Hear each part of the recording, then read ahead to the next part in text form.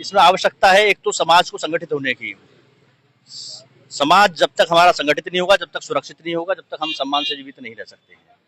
बार बार खुले मन से महाराज जी इस बात के लिए आह्वान करते हैं कि बटेंगे तो कटेंगे। समाज को सुरक्षित रखने के लिए समाज को संगठित रहने की आवश्यकता है। लेकिन जिस प्रकार से हमारी आबादी घट रही है लगातार, यह एक चिंता का विषय है। इसमें चिंतन करने की आवश्यकता है, इस विषय पर चर्चा करने की आवश्यकता है। जिस प्रकार से महाराज जी ने कहा, ये सही कहा कि बटेंगे तो शायद नहीं घटें, लेकिन घटेंगे तो निश्चित घटेंगे। आपसे एक मेरा सवाल है, क्योंकि आप हिंदू युवा वाहिनी से हैं, तो एक चीज और जानना है।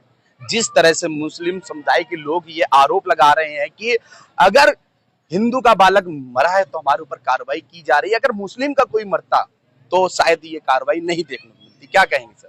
नहीं, ऐसा नहीं है। कानून सबके लिए बराबर है।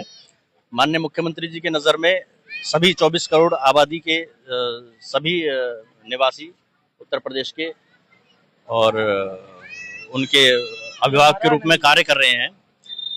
और यह बात गलत है कि अगर मुस्लिम का मरता तो क्या कार्रवाई होती है। कार्रवाई सभी पे हुई है, सभी अपराधियों पर कार्रवाई हुई है। आप हिस्ट्री उठा के देख लीजिए, जब से माननीय मुख्यमंत्री जी उत्तर प्रदेश के मुख्यमंत्री हुए हैं तब से सभी अपराधियों पे कार्रवाई हुई है, लगातार कार्रवाई हुई है। ऐसा कोई वो नहीं है कि हिंदू और मुस्लिम को देख के यहाँ पे कार्रवाई नहीं होती है। ना, ये कोई जो दुश्मनी थी उसकी कि जिसके लिए उसको मार दिया गया।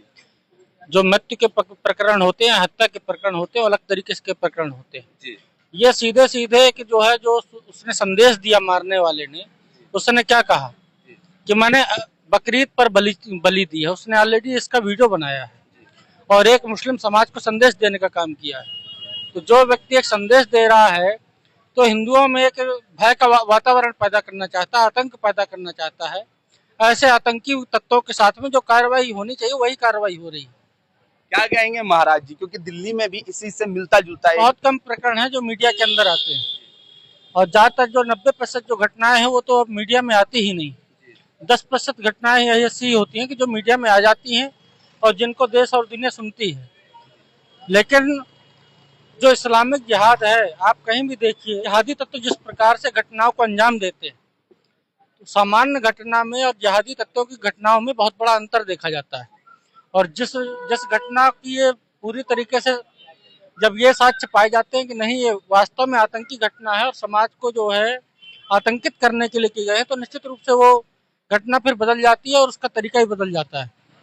खोड़ा नगर पालिका में जो सूर्या सिंह चौहान की हत्या का मामला है, उसमें हमारे पूर्व चेयरमैन रीना भाटी लगातार सुर्खियों में रही है और पूरी तरह से हर संभव कोशिश किया उस परिवार को हर तरह से मदद मिल सके। फिर भी क्या चाहती हैं